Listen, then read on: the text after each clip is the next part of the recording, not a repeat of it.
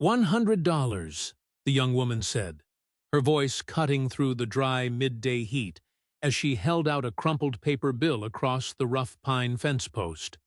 The laughter erupted immediately from the dusty stockyard, starting with the wealthy landowner and spreading like wildfire through the gathered crowd of cattlemen. Not a single soul leaning against the whitewashed cedar rails of the Blackwood River Valley could have guessed that after one brutal, scorching drought had run its course, that very same prominent rancher would hike all the way up the steep ridge of broken pine on foot, just to plead for the very animal he had so carelessly discarded into the dirt.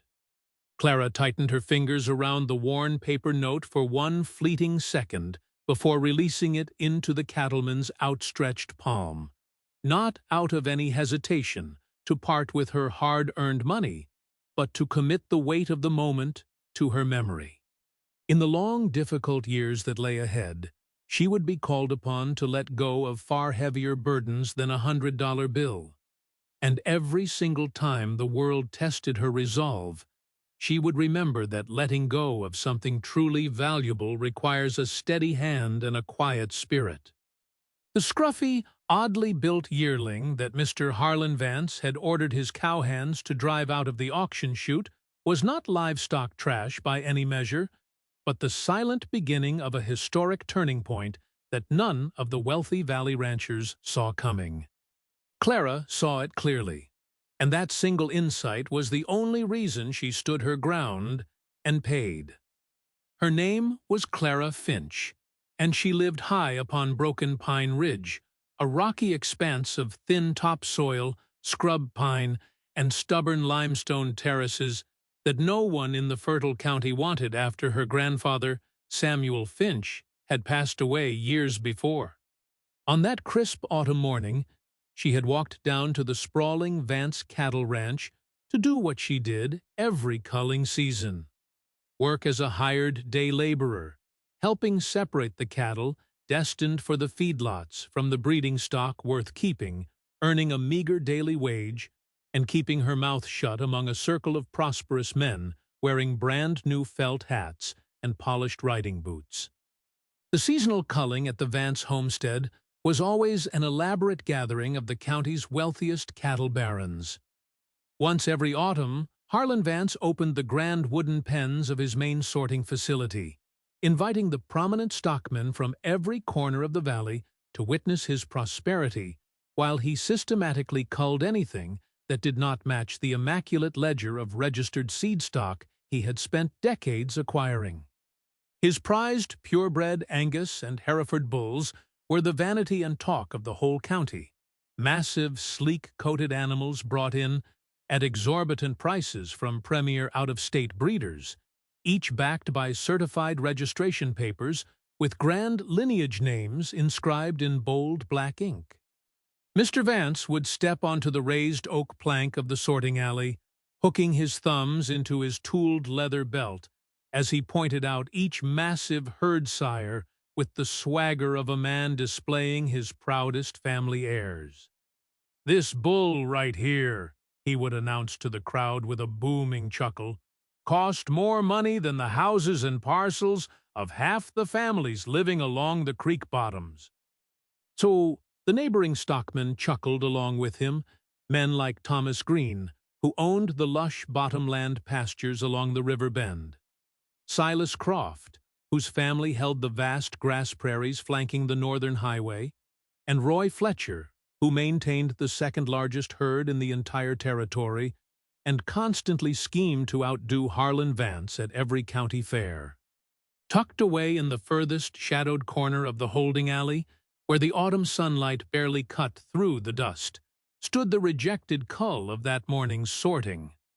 The young bull was undeniably small for his age, sporting a thick, curly, rust-brown coat that looked more like dirty sheep fleece than fine beef hair, with curved horns that flared out at an unorthodox, stubborn angle, and short, thick-boned legs planted into the dirt as if he had grown straight out of the earth itself. He was an animal that possessed none of the commercial traits the valley men knew how to measure, calculate, or sell to commercial meat packers. Look at that woolly scrub, Roy Fletcher sneered, spitting tobacco juice onto the dry clay and adjusting his brim. Looks like something that crawled out of the brush during an early frost. Silas Croft chimed in with an easy laugh, declaring that a creature with such a heavy coat would surely melt under the first week of a true summer sun, while Harlan Vance merely glanced down at the beast with the cold indifference of a businessman who had already written off a minor inventory loss. Harlan remarked that the calf had so little commercial frame it was not even worth the diesel fuel to haul him to the sale barn, offering to give the animal away for free to anyone foolish enough to lead it off his property. That was the exact moment Clara stopped swinging the wooden gate latch and looked deep into the shadowed corner of the pen. She recognized that curly brown coat, the broad, stubborn forehead, and the unshakable way those short legs anchored themselves into the dirt. For her late grandfather had raised that very same heritage breed on the high slopes of Broken Pine before the modern cattle industry transformed, and everyone began chasing fragile, papered registry herds. It was the old southern piney woods and mountain scrub strain, tough, self-sufficient cattle that early settlers had relied on before the age of luxury grain silos and high-cost veterinary bills, an enduring breed forged by wilderness, scrub grass, and sheer survival instinct. "He is not a fragile beast from the cold north," Clara spoke up before she could filter the thought, her voice carrying across the quieted sorting pens. "He carries the blood of this very soil, the oldest and toughest lineage this land has ever seen." The entire corral turned toward her in unison, and a prolonged rolling wave of laughter rose into the morning air like fine dust, as the wealthy landowners found immense entertainment in a simple day laborer attempting to lecture seasoned cattle barons on herd genetics.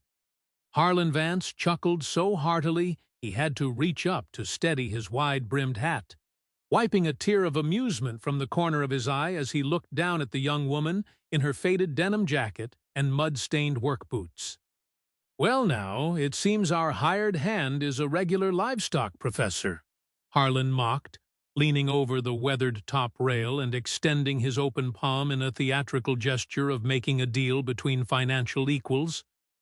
"Tell you what, young lady, you hand over $100 cash, and he is all yours.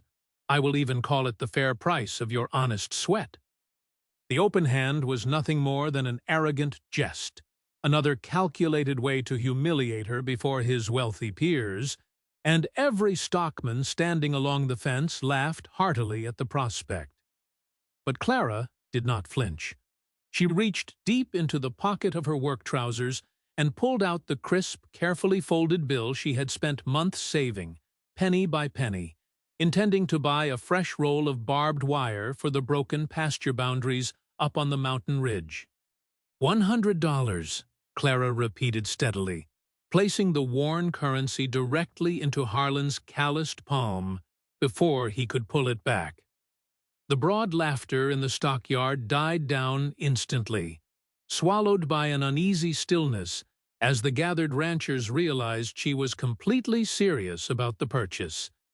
Harlan Vance looked down at the money, then looked hard at the calm, unwavering expression on Clara's sun-browned face, and for a single, fleeting fraction of a second, an expression flickered across the old rancher's eyes that was not amusement at all, but a deep, instinctive bewilderment. Shaking off the momentary hesitation, Harlan folded the paper bill, tucked it into the pocket of his embroidered leather vest, and gripped her hand with exaggerated showmanship to seal the transaction for his audience. "Sold!" he shouted loudly enough for every hand in the yard to hear. "The young lady from the ridge just bought herself the finest prize herd bull in the entire valley." Toot-teets! A fresh round of mocking laughter rippled through the onlookers, while the yard foreman, Miller, chuckled purely out of professional obligation to his wealthy boss.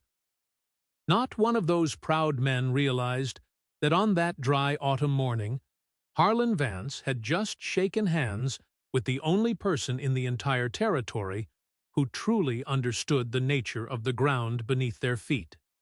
Clara hopped over the wooden rail without another word, walked straight into the muck of the back pen without caring about her worn work trousers, and knelt quietly in the manure beside the forgotten creature. With a gentle slowness that the commercial sorting pens had not witnessed in years, she rested her bare palm against the bull's coarse, curly flank. The animal did not flinch, startle, or shy away, but slowly turned his broad head, sniffed her sleeve with calm curiosity, and stood entirely still. It was the innate response of heritage stock recognizing a human presence that carried no intent of violence or impatience. "Come along, old friend," Clara whispered softly, leaning in close so only the young beast could hear her steady voice. "This dusty valley floor was never meant to be your home, anyway." She slipped a frayed hemp rope halter over his poll and nose, gently leading him out of the shadowed corner of the chute. The young bull followed behind her with a short, remarkably deliberate stride, stepping right through the parting circle of ranchers who continued to exchange amused smirks. As Clara led the rejected yearling out through the main gates of the Vance homestead, Harlan shouted after her in high spirits, telling her to take good care of her grand champion and promising that one day he might hike up the ridge just to admire his progress. Clara never turned her head to acknowledge the parting taunt. She simply tightened her grip on the lead rope and began the steady trek up the steep mountain trail, the midday sun warming her back while the young animal walked patiently in her footsteps. She climbed the rocky incline, knowing full well how much that impulsive purchase would cost her in the immediate household hardship before it ever yielded a return. While down in the valley below, Harlan Vance returned to his expensive cattle, completely unaware that he had just sold the future survival of his own ranching empire for a single paper bill.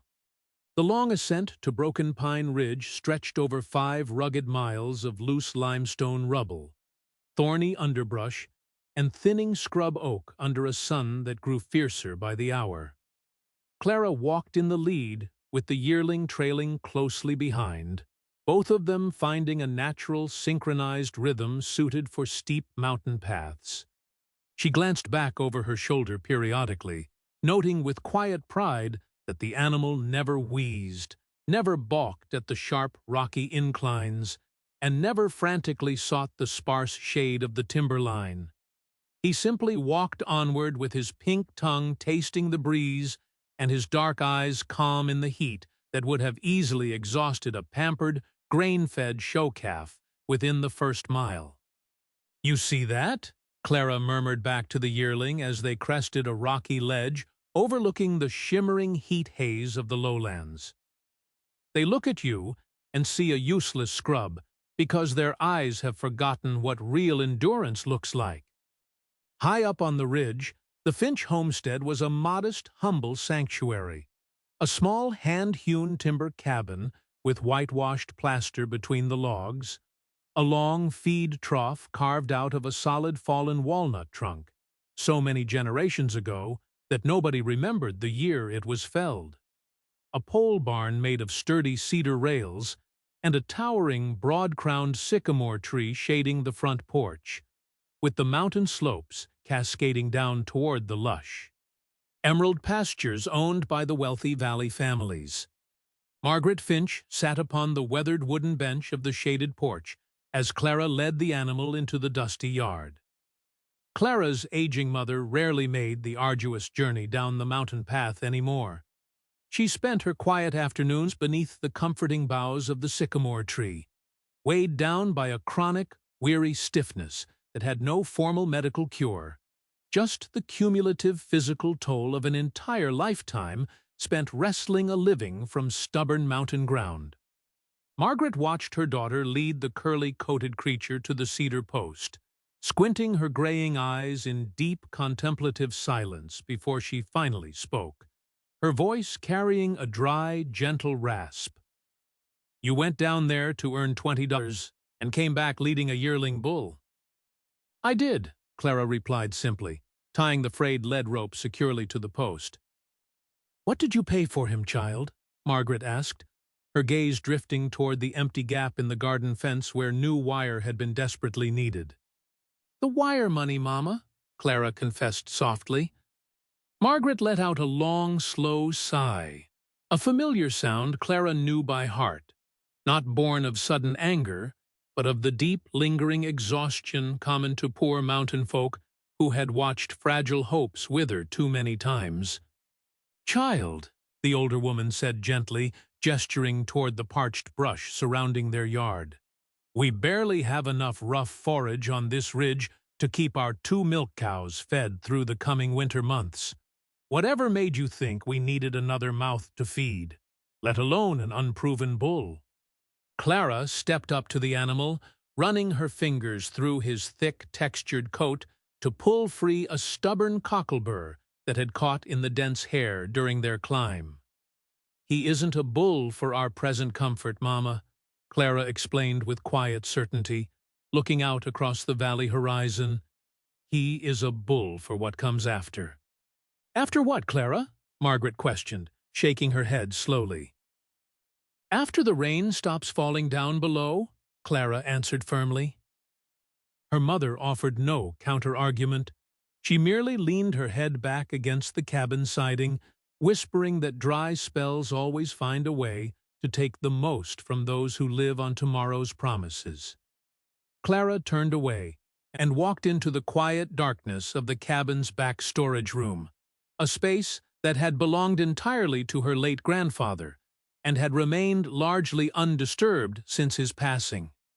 She knelt beside the iron-bound cedar chest where the old man's few worldly possessions rested. Folded flannel work shirts, a handleless skinning knife, a faded silver-plated tin-type portrait of her grandmother, and, resting at the very bottom beneath a clean strip of coarse burlap, a polished bone caul. Clara carefully lifted the small relic. It was no longer than her index finger, fashioned out of a dense piece of hollowed horn that had been smoothed to an amber sheen by decades of Grandfather Samuel's calloused thumbs. It had a small circular aperture drilled on one side and a well-worn mouthpiece at the top. Her grandfather had worn that horn caul around his neck on a strip of oiled buckskin every single day of his adult life, using it to call his heritage herd in from the mountain timber for salt and mineral rations. One long, sustained blast followed immediately by 2 short, sharp notes. The old native cattle would emerge from the thickets at that unique sound like children answering a mother's dinner bell, a communication that modern purebreds never understood because they had been bred only to follow full feed buckets and mechanical tractor engines. Slipping the leather cord over her neck, Clara stepped back out into the bright sunlight, walked over to the cedar rail fence near the yearling, and raised the bone caul to her lips. She blew the ancient melody, one long, resonant note that drifted across the ridge, followed by 2 short, crisp calls that echoed against the limestone bluffs. The little bull instantly raised his broad head, his small ears pivoting directly toward the sound like 2 brown funnels drinking in the acoustic vibration. He took one deliberate, confident step toward her, then another, closing the distance until his warm muzzle touched the cedar timber. Clara felt a profound, electric shiver rise in her chest, the rare sensation of hearing a long-lost voice speaking through the living fabric of the present. "You remember?" she whispered softly, reaching out to stroke the warm bridge of his nose. "Nobody ever taught you this song, but your blood remembers it all the same." Maud's, there in the modest pole corral of Broken Pine Ridge, with her grandfather's bone caul resting against her collarbone and the rejected yearling gazing at her with intelligent, steady eyes, Clara knew she had not merely purchased an unwanted animal. She had bought back an entire lineage of mountain resilience that the rest of the county had foolishly traded away for superficial prestige. That very afternoon, she gave the young bull a rightful name, not the mocking titles the valley ranchers had hurled at him in the stockyard, but the traditional honorable name her grandfather had bestowed upon every lead herd sire on the mountain ridge for 3 generations. "Rusty," she declared, scratching the base of his curved horns as the animal leaned into her touch. "There has always been a Rusty standing watch over Broken Pine Ridge, and you are the one to carry the torch." That night, lying on her narrow, straw-filled mattress in the corner room, Clara lay awake listening to the nocturnal life of the mountain. The dry wind rustling the brittle sycamore leaves, the distant, lonely cry of a nighthawk hunting across the scrub oak, and the rhythmic, labored breathing of her ailing mother in the adjoining room. In the quiet dark, she allowed the memory of the valley rancher's cruel laughter to echo in her mind, letting the sting burn for a few moments the way one allows a clean cut to smart, so that one remembers they are still whole and fighting. Then she turned toward the open window, looking up at the cold, enduring stars above the ridge. "Laugh all you want down in your green pastures," she whispered into the darkness. "We will have our real conversation when the seasons turn." Weeks turned into months, and life on Broken Pine Ridge settled into its familiar, demanding cadence of persistent scarcity.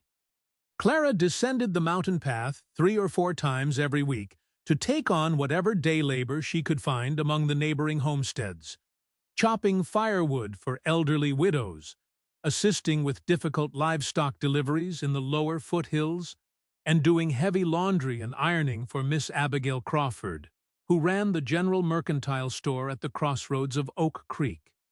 Miss Abigail was a sharp-tongued, warm-hearted woman who knew the private business of every household within 20 miles and kept half of it strictly to herself. She was one of the few valley residents who treated Clara with genuine dignity rather than the mild condescension typically reserved for mountain day laborers. One warm afternoon, while leaning over the polished pine counter of the mercantile, as Clara delivered a bundle of neatly pressed linens, Miss Abigail brought up the subject that had been circulating through the valley taverns. "I hear you spent your hard-earned wages on Harlan Vance's woolly pasture cull," Miss Abigail noted with a knowing chuckle, peering over the wire frames of her spectacles. "The men at the grain mill have been talking of nothing else, claiming you paid $100 for a scrub bull that even the local rendering truck wouldn't bother to haul away." Clara offered a faint, unbothered smile, resting her work-roughened hands on the counter. "They can say whatever helps them sleep at night, Miss Abigail. I bought him to raise him." Miss Abigail studied the young woman's steady gaze for a long moment, then lowered her voice, even though the store was completely empty. "Your grandfather Samuel raised those very same mountain cattle," the shopkeeper said quietly. "I was just a young girl when he used to drive his herd down into Oak Creek during the legendary dry year of 1954, the worst drought this territory had ever recorded. Do you know whose cattle were still standing on their feet when every creek bed in this county cracked wide open and the valley pastures turned into bone-white dirt?" "My grandfather's," Clara replied softly. "Only his," Miss Abigail affirmed, tapping a silver thimble against the hardwood countertop. "And do you know what the fathers of those proud valley stockmen did once the rains finally returned and their own fancy stock had died off? They called Samuel's survival pure dumb luck, took out massive bank loans to buy another batch of expensive registered bulls from up north, and went right back to looking down their noses at him. Your grandfather grew tired of casting pearls before swine, who only judged an animal by the sheen of its coat, so he climbed back up that ridge and never sold another bull in town. You be careful, child. Prideful folks never forget how to laugh, but they always forget how to learn." Clara carried those cautionary words up the mountain trail like an essential tool she would eventually need. Up on the high pastures, Rusty grew exactly as native mountain cattle were designed to grow, not with the unnatural rapid bulk of livestock forced on commercial grain rations, but steadily, developing deep bone density and lean, functional muscle from the inside out. His thick calf wool gave way to a dense, weather-resistant coat, the color of dried red clay. His chest broadened into a solid barrel, and his short, heavy-boned legs hardened into unyielding pillars of strength. He was not a creature built to win blue ribbons at decorative fairgrounds. He was an animal forged to endure, and on Broken Pine Ridge, endurance was the only true measure of worth. Clara raised the young bull strictly by the traditional wisdom her grandfather had left behind.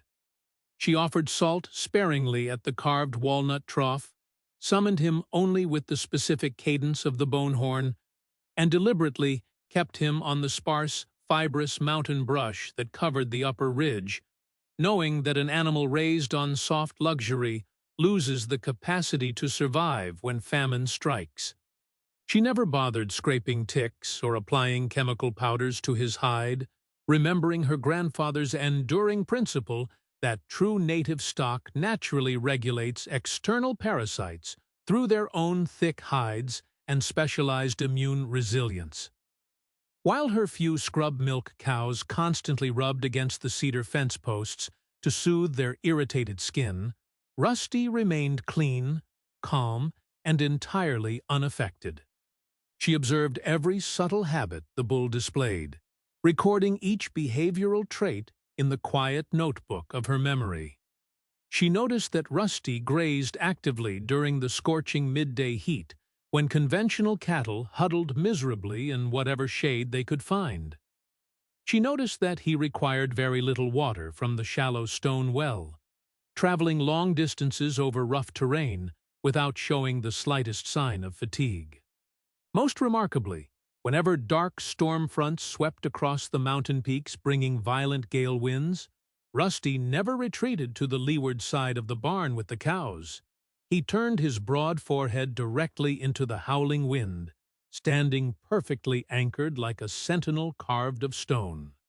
It was during the following spring that the first neighbor made the humble trek up the mountain path, seeking assistance. Silas Higgins, a struggling tenant sharecropper from the lower scrub bottoms who worked land he did not own, appeared at the gate leading a thin, aging milk cow by a length of frayed rope, clutching his battered work hat nervously in his hands. "Miss Clara," the weathered farmer began hesitantly, clearing his throat as if unaccustomed to addressing a young woman with formal respect. "I hate to trouble you like this, but my family needs this old cow bred if we are to have milk and a calf to sell come next season. Mr. Vance wants $75 up front to let one of his registered bulls cover a common grade cow, and I simply do not have that kind of money to spare. Folks down in the creek bottom mentioned you had a working bull up here." Clara looked at the tired, hollow-cheeked tenant farmer, then at the rib-sprung cow, and recognized a pivotal opportunity that would redefine her place in the territory. A truly valuable bull was not defined solely by the wealth of his owner, but by the vitality and resilience of the calves he threw into the world. Unlike fragile purebred stock that required high-maintenance dams to produce viable offspring, a native heritage bull possessed the rare genetic dominance to improve any common malnourished cow, producing hardy calves that were instantly adapted to the harsh terrain. "I won't ask you for money you don't have, Mr. Higgins," Clara said kindly, swinging open the pasture gate. "Put your cow into the holding pen. If she catches and carries a healthy calf to term, you can pay me a modest $5 or a fair measure of corn whenever the calf is weaned. If she fails to settle, you don't owe me a single copper." Silas Higgins stared at her in sheer disbelief, his eyes widening with gratitude as he led his animal through the gate. That single, generous arrangement marked the quiet beginning of a mountain breeding service that would soon transform the entire district. Word spread rapidly among the struggling tenant families, woodcutters, and smallholders across the foothills. The young woman on Broken Pine Ridge owned a remarkably vigorous bull that could service common livestock for a fair, human price, requiring no complicated registry paperwork, no exorbitant fees, and no humiliating groveling before wealthy ranch foremen. Soon, the humble residents of the valleys began making the climb. Silas Higgins returned with his sister-in-law's heifer. A widowed homesteader from the Hollow brought her only milk cow, and young Toby Jenkins, a fatherless boy who lived in a rough plank shack halfway down the mountain, became Clara's constant shadow, eager to learn every facet of herd management. Toby was the son of a destitute mountain family whose father had abandoned them years earlier to chase fleeting railroad jobs out west, leaving his mother to support 3 children by taking in laundry. The boy had initially wandered up the ridge hoping to earn a hot plate of beans by clearing brush, but he remained because he was entirely captivated by Rusty's calm, imposing presence. Toby would spend whole afternoons perched on the cedar fence, watching the bull graze while peppering Clara with endless questions. "Miss Clara, why don't you spray him for flies like they do down at the Vance Ranch? Why does he eat that dry, prickly thistle instead of waiting for clover?" "Because he is an animal of this mountain, Toby," Clara would explain patiently as she mended leather harness straps. "Creatures raised in soft, pampered valleys depend on men to keep them alive, and the moment hardship strikes, they fall apart because they never learned how to carry their own weight.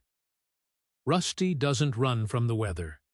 He lets the weather pass over him because he is built from the same stone as this ridge." Clara saw in the eager young boy a rare, uncorrupted curiosity that the rest of the territory had long since lost to arrogance and vanity. She taught him how to read the clouds for incoming storms, how to balance the mineral rations in the hollowed walnut trough, and how to approach a mature bull with quiet, unhurried respect rather than fear.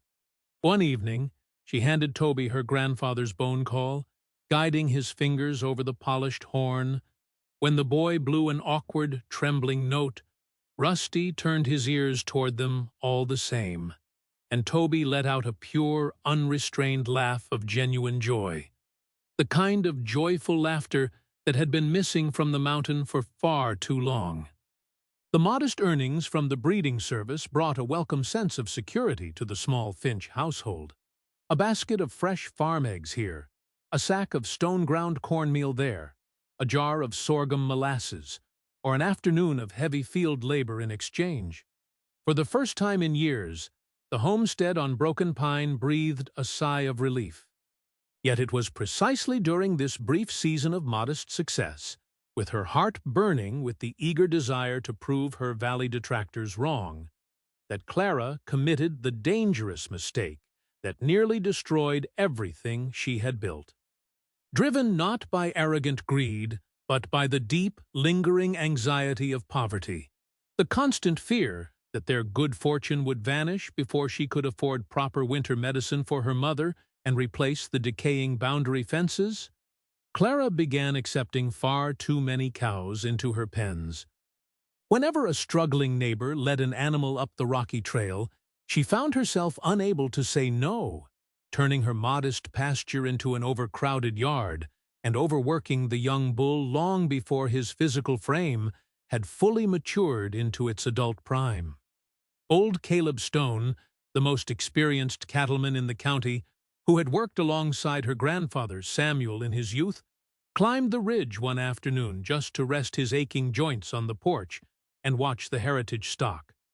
Observing the crowded holding pen and Rusty's visibly declining weight, the old man pulled Clara aside, his voice gentle with the earned wisdom of a man who had made his own share of youthful errors. "Listen to me, child," Caleb warned softly, leaning on his hickory walking stick. A young bull is like a strong young man. He will give you everything he has until his heart breaks, but he cannot carry the weight of the whole county all at once. Your grandfather never ran a young sire into the ground. He let the beast find his full strength slowly, so he would last for 20 seasons. You are moving with too much haste, and haste will ruin the finest animal on this earth. Clara heard the old man's words, but the anxious momentum in her mind spoke louder than his gentle counsel, and she promised herself she would rest the bull just as soon as the current breeding season ended. But nature does not wait for human convenience.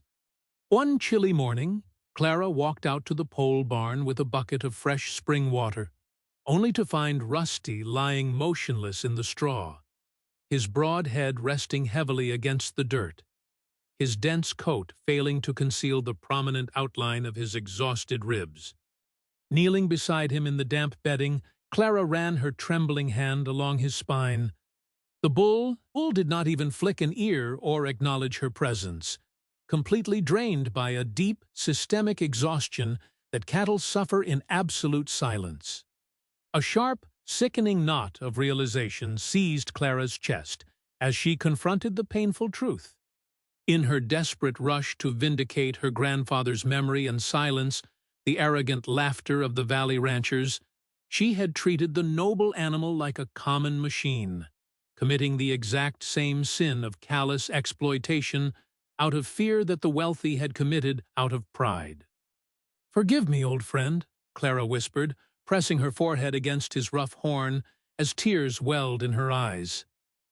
"I listened so closely to their mockery that I forgot to look after the very life that saved us." That very morning, Clara walked down the mountain path and visited every single neighbor who had left a cow in her holding pens, returning every animal that had not yet been serviced, and explaining, with a bowed head and complete honesty, that she had made a terrible mistake in overworking her bull. She forfeited the essential income they desperately needed, swallowed the renewed gossip of local skeptics who claimed the strange ridge bull had already burnt out, and led Rusty back to the quiet seclusion of the upper scrub pasture. She gave him time, pure mountain spring water, and the quiet space he needed to heal, summoning him with the bone horn only to reassure him of her presence. Slowly, over many patient weeks, the resilient heritage bloodline reasserted itself. Rusty regained his solid weight, his rust-colored coat regained its vibrant luster, and by late summer, when Clara blew the long blast and 2 short notes, the bull emerged from the scrub timber with his former commanding stride, his chest full and his dark eyes burning with renewed vigor. Clara sat on the dry earth and wept tears of profound relief, making a solemn vow to herself that she would never again allow the opinions or mockery of the valley to dictate the stewardship of her herd. The true trial of the Blackwood River Valley began in the early summer of the following year, arriving not with the sudden fury of a violent storm, but with the quiet, suffocating stillness of a sky that refused to weep. Week after week, the horizon remained a pale, bleached white, entirely devoid of rain clouds, while the lush green bottomlands along the riverbanks withered into brittle yellow straw and finally crumbled into fine dust. The deep creeks that supplied the Vance Ranch slowed to a muddy trickle. Farm ponds shrank into stagnant wallows of cracked clay, and a relentless, blistering heat settled over the county from dawn until dusk without the slightest breeze to grant relief.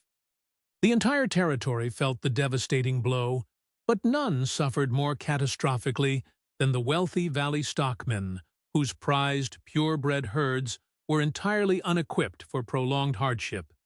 Engineered for lush green pastures, heavy grain feeding, and constant veterinary care, the delicate, paper-registered Angus and Hereford cattle rapidly deteriorated under the harsh conditions.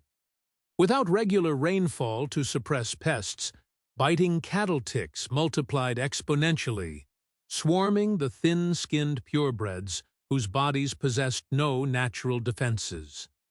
Cows collapsed in the parched pastures from acute weakness. Newborn calves perished within days of birth, and Roy Fletcher's immaculate photo-ready herd was reduced to wandering skeletons desperately seeking shade beneath dead brush. The most catastrophic failure, however, occurred among the high-priced herd sires.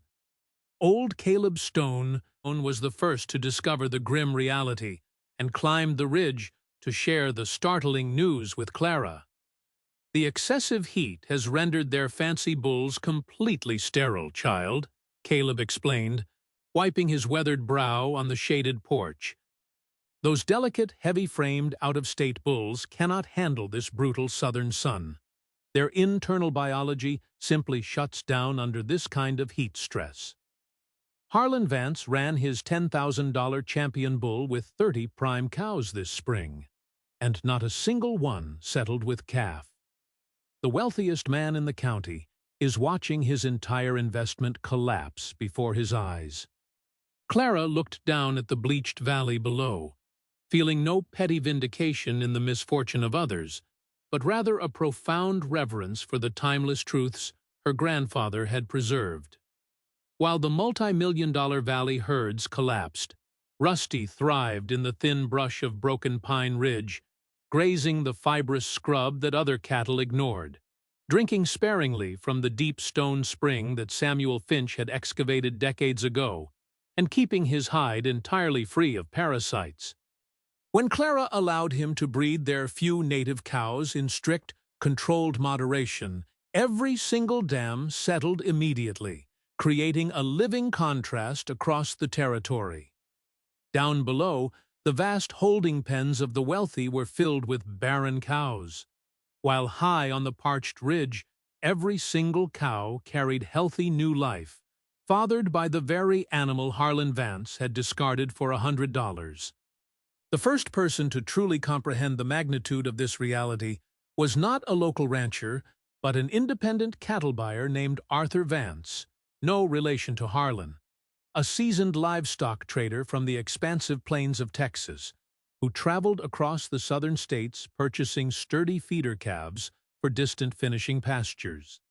Arthur was a shrewd, sharp-eyed cattleman who earned his livelihood through an uncompromising ability to assess structural soundness and genetic vigor, and he had spent the entire season traversing the Blackwood Valley only to find emaciated, unviable stock that was not worth the cost of transportation.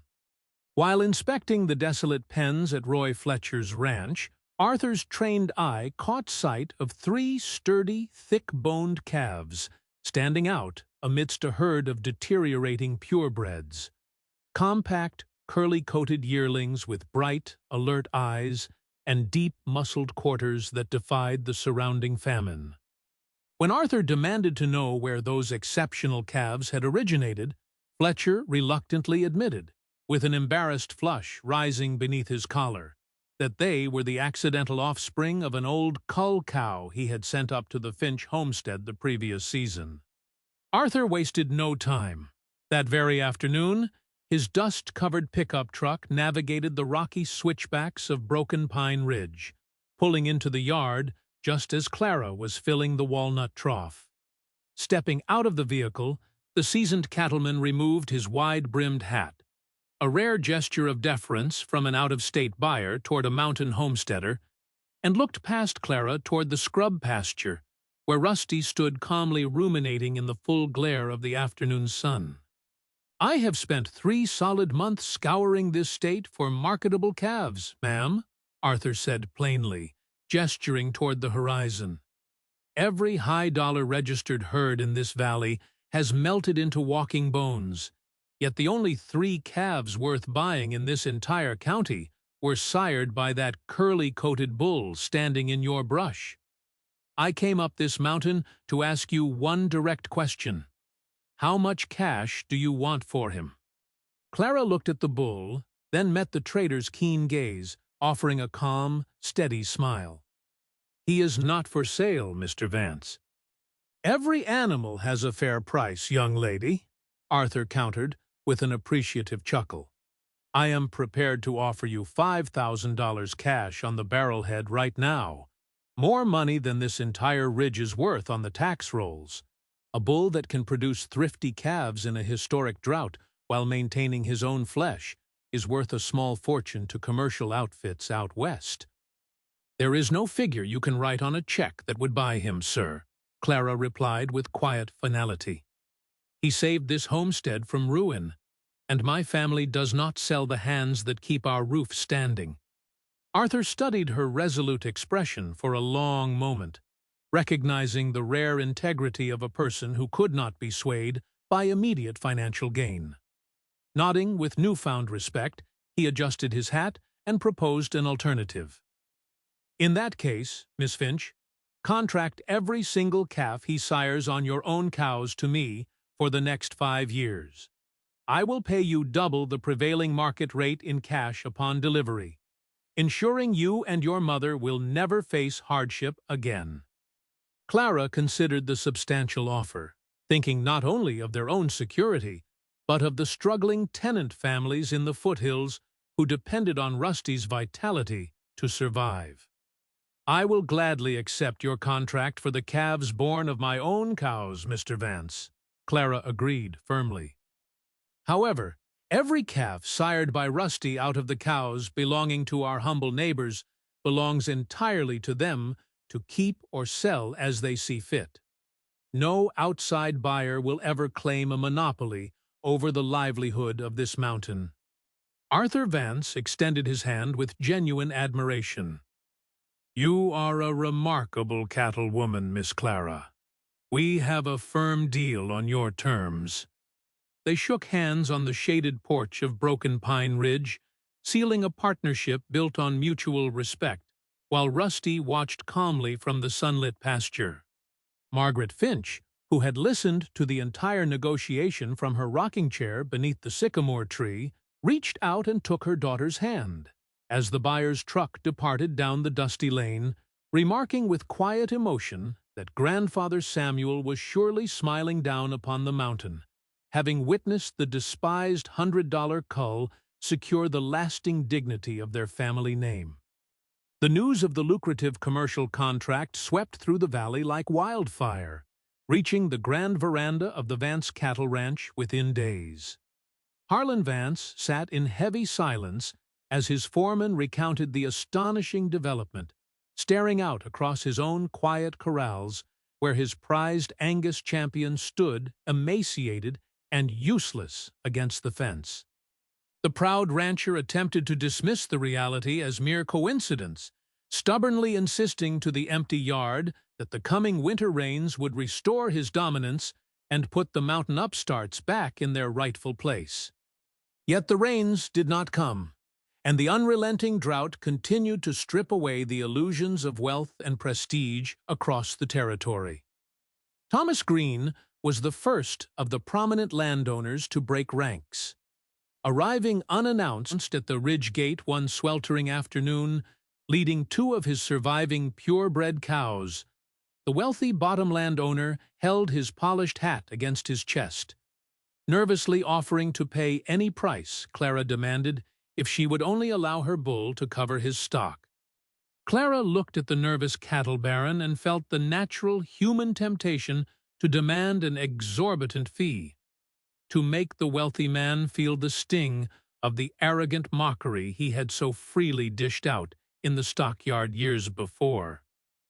But she remembered the enduring wisdom of her grandfather and the cautionary words of Miss Abigail, recognizing that exploiting another person's desperation would only turn her into a bitter reflection of Harlan Vance himself.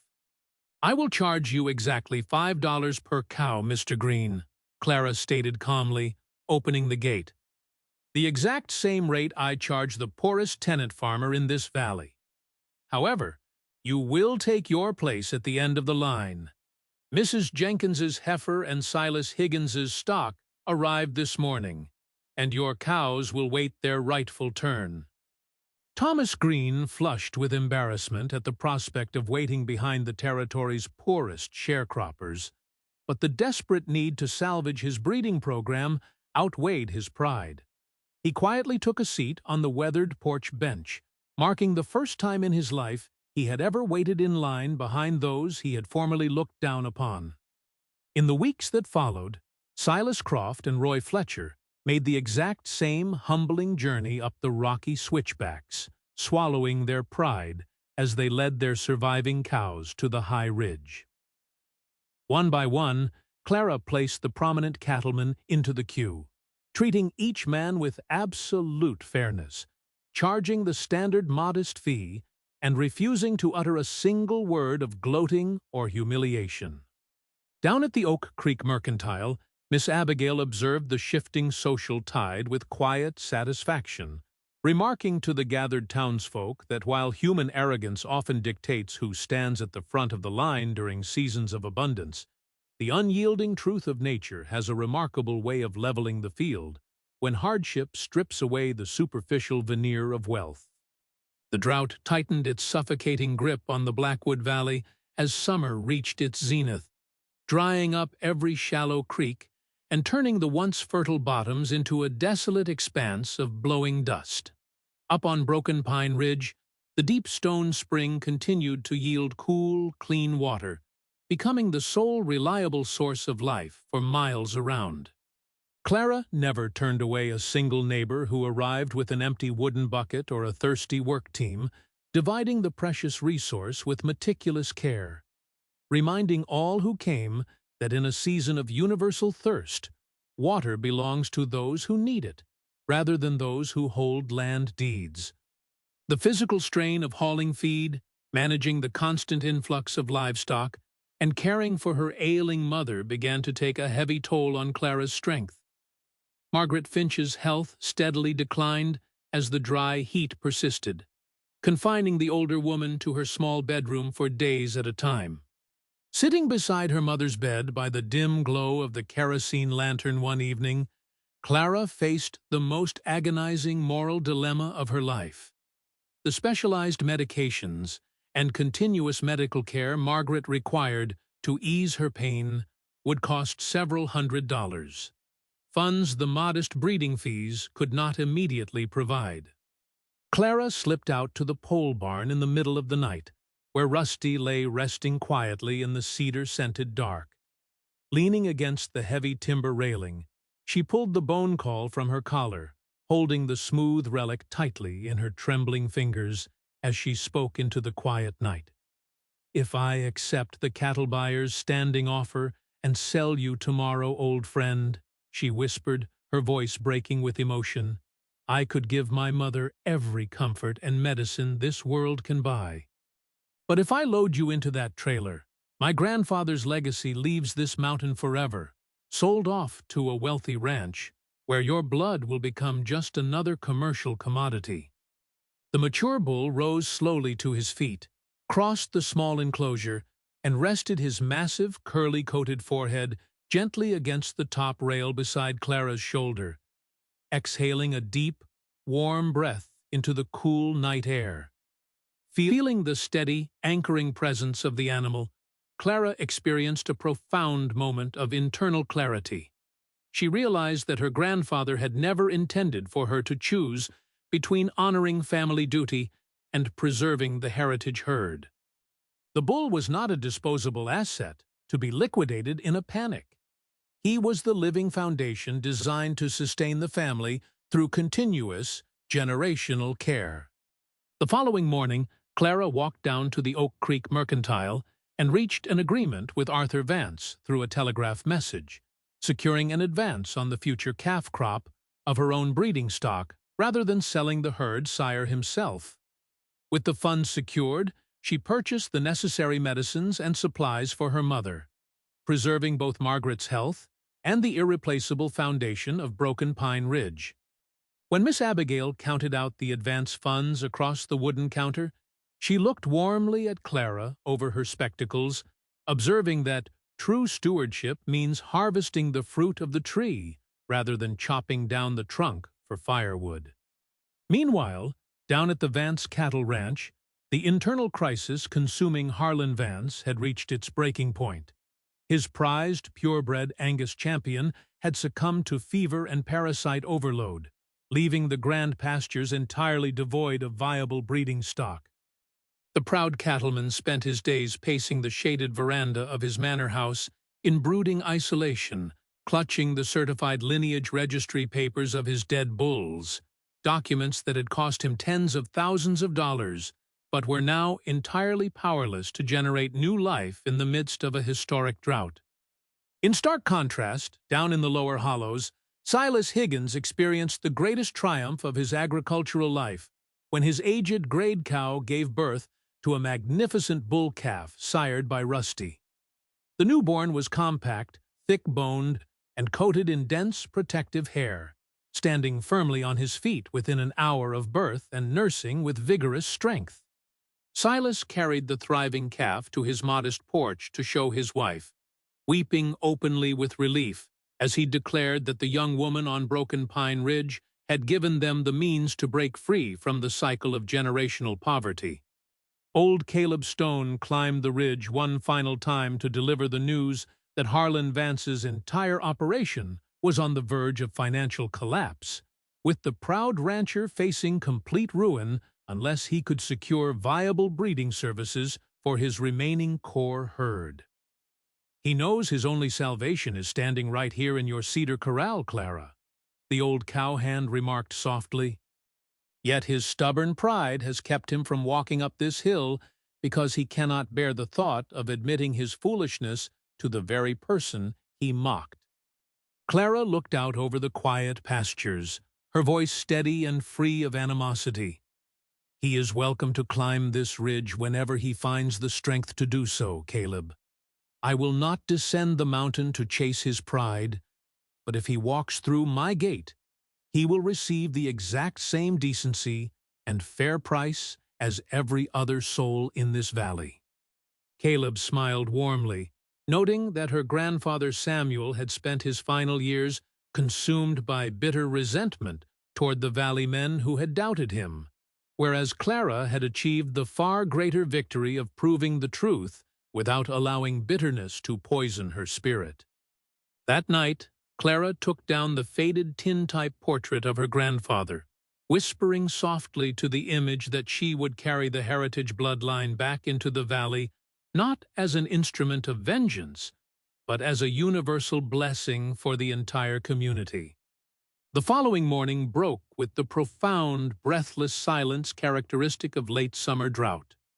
The red sun climbed slowly over the eastern ridges, illuminating the parched limestone bluffs, as Clara stood by the walnut trough measuring out salt rations with Toby Jenkins.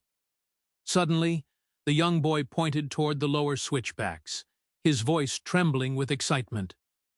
"Miss Clara, look! There's a man walking up the steep trail on foot, carrying his hat in his hand." Clara set down her wooden measure, rested her hand against Rusty's solid shoulder, and watched the lone figure slowly make the arduous 5-mile climb. It was Harlan Vance, stripped of his fine horse, his polished carriage, and his arrogant swagger, ascending the rocky mountain path under the blistering sun to ask for help from the very woman he had publicly humiliated. Harlan Vance arrived at the dusty yard of Broken Pine Ridge with his fine linen shirt soaked in sweat, his breathing heavy and ragged, and his expensive, wide-brimmed felt hat clutched tightly in his trembling hands. The prominent cattleman stopped several paces short of the carved walnut feed trough, standing with an awkward, hesitant posture, as though uncertain whether he possessed the moral right to step any further onto the homestead. He looked around the modest property, the weathered log cabin, the sturdy cedar pole corrals, and the majestic sycamore tree, before his gaze settled entirely upon Rusty. The mature heritage bull stood calmly in the full glare of the morning sun, his deep red, curly coat gleaming with robust health, his broad chest solid and muscled, and his dark, intelligent eyes surveying the valley below without the slightest trace of distress. Harlan stared at the animal for a long, silent interval, confronting the undeniable living proof of everything he had arrogantly discarded for a single $100 bill on that fateful autumn morning. "Mr. Vance," Clara addressed him evenly from the fence line, her tone composed and devoid of hostility. Harlan swallowed hard, looking down at his worn leather boots before slowly raising his tired eyes to meet her gaze. "Miss Clara," he began, his voice raspy and stripped of its former booming authority. "You know why I have walked up this mountain?" "I do," Clara replied simply. "I have lost nearly everything down below," Harlan confessed, speaking with the raw, unvarnished honesty of a man whose defenses had been completely dismantled by reality. "My purebred bulls are dead. My breeding program has collapsed. And if the winter rains arrive without my remaining cows carrying viable calves, my family will lose the ranch that 3 generations of Vances spent their lives building. The only salvation left in this entire territory is that magnificent animal standing in your yard, the very beast I laughed at and sold to you for next to nothing." Clara remained silent, allowing the weight of the confession to settle naturally between them. "I have come to ask if you will accept my remaining cows into your breeding pens," Harlan continued, the plea clearly costing him every ounce of his remaining pride. "I am prepared to pay you 3 times your standard fee, or whatever exorbitant sum you deem fit. If you wish to turn me away, or demand that I climb this mountain on foot every single week just to humiliate me before the county, I will accept your terms without complaint. I only ask that you do not deny my herd the chance to survive." Stepping closer to the fence rail, Harlan shook his head with deep remorse, opening up about the lingering arrogance that had blinded his family for decades. "My father mocked your grandfather Samuel during the great drought of 1954, he admitted quietly. "When the rains returned, my father called Samuel's survival pure luck, bought another batch of delicate show cattle from out of state, and taught me from childhood that common mountain stock was worthless. I spent my entire life chasing superficial lineage on paper, paying fortunes for appearance, while completely ignoring whether an animal possessed the grit to survive when the land turns hard. You purchased wisdom for $100, Miss Clara, while I bought vanity for a fortune, and this drought has finally settled the account." Clara looked at the broken, weary cattleman standing in her yard, feeling the last lingering ember of past resentment completely dissolve within her heart. She recognized that there was no honor in kicking a man who had already seen the error of his ways.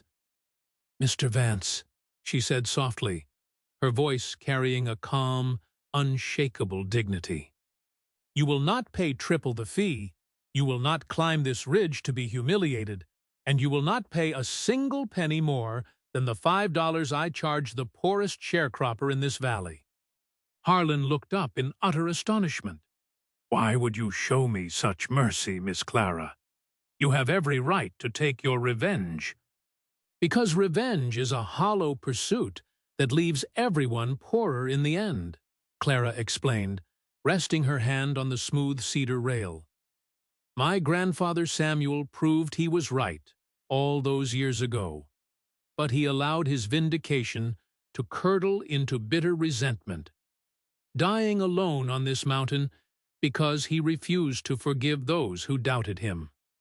If I humiliate you today, the wheel of bitterness simply continues turning for another generation. What this valley needs is not another wealthy tyrant or a bitter victor, but mutual respect and honest stewardship. Bring your cows up the mountain, pay the fair $5 fee, and take your rightful place in line behind Silas Higgins and Mrs. Jenkins. When you wait your turn alongside the men you once overlooked, you will learn that true worth on this earth has nothing to do with paper deeds or pedigree names. Harlan Vance stood motionless for a long moment, visibly moved by a level of grace and decency he had never extended to others during his years of dominance. Tears welled in the old rancher's eyes as he reached out his calloused, trembling hand across the cedar fence post, not in arrogant mockery as he had done years before, but in genuine humility, seeking a true handshake between equals. Clara met his grip firmly, sealing an unspoken covenant of renewal under the warm mountain sun, with Rusty standing watch beside them. The long-awaited autumn rains finally arrived weeks later, sweeping across the Blackwood River Valley in a magnificent, sweeping curtain of dark clouds and cleansing water. The parched earth drank deeply, reviving the dormant roots of the mountain grasses and filling the cracked creek beds with roaring crystal streams. Up on Broken Pine Ridge, Rusty stood proudly in the center of the pasture, lifting his broad head toward the falling rain with the same calm endurance he had displayed throughout the scorching drought. With the return of the green pastures, a new generation of livestock began to emerge across the entire territory. Vigorous, curly-coated calves bearing Rusty's distinctive heritage traits, born to the cows of tenant sharecroppers, smallholders, and prominent ranchers alike. When Arthur Vance returned to the valley the following spring, he purchased dozens of sturdy crossbred yearlings from Clara and her neighbors, paying premium prices that established the Blackwood Valley as the premier regional center for resilient climate-adapted cattle. At the annual County Agricultural Fair in Oak Creek the following autumn, an independent out-of-state livestock judge inspected the rows of cattle, ultimately awarding the Grand Championship ribbon to a sturdy, curly-coated young bull entered by Harlan Vance, an exceptional son of Rusty. When handed the prestigious ribbon, Harlan immediately stepped down from the platform, walked through the crowded arena, and presented the award directly to Clara Finch, announcing publicly that the true honor belonged entirely to the dedicated woman on Broken Pine Ridge, who had preserved the living heritage of the land. In the peaceful years that followed, the annual breeding season on Broken Pine Ridge became a cherished community tradition, bringing together wealthy landowners and humble sharecroppers who sat side by side on Clara's front porch, sharing stories and learning the timeless principles of natural animal husbandry. Clara eventually used her honest earnings to build a sturdy new cedar barn and install fresh perimeter fences, while preserving her grandfather's carved walnut trough as a sacred reminder of their humble beginnings. Margaret Finch lived to see her daughter become the most respected agricultural authority in the county, passing away peacefully in her rocking chair beneath the sycamore tree, with her heart full of gratitude and contentment. When Rusty eventually grew old, living far beyond the average lifespan of conventional livestock, he continued to answer the call of the horn until his final days, leaving behind a vast, enduring lineage of resilient cattle that permanently transformed the agricultural landscape of the region. Toby Jenkins grew into a skilled, compassionate cattleman, eventually establishing his own homestead in the lower valley, guided by the values of humility, patience, and stewardship he had learned from Clara. True worth in this life is rarely found in the polished surfaces, certified titles, or fleeting prestige that society so often celebrates during seasons of easy abundance. Just as the enduring heritage bull was dismissed as worthless scrub by men who only knew how to measure value through artificial standards, the most vital virtues of human character, patience, resilience, humility, and quiet integrity, are frequently overlooked until the inevitable droughts of life test the foundations of our souls. When hardship strips away our superficial certainties, we discover that endurance is not born of luxury, but forged through the quiet strength to stand firmly in the storm without losing our compassion. More importantly, the ultimate measure of our maturity lies in how we handle our moments of vindication. When the turning seasons finally place power into our hands, choosing grace and fairness over petty revenge is the only true way to heal the fractures of our communities, ensuring that the hard-won wisdom of our trials becomes an enduring blessing for generations to come.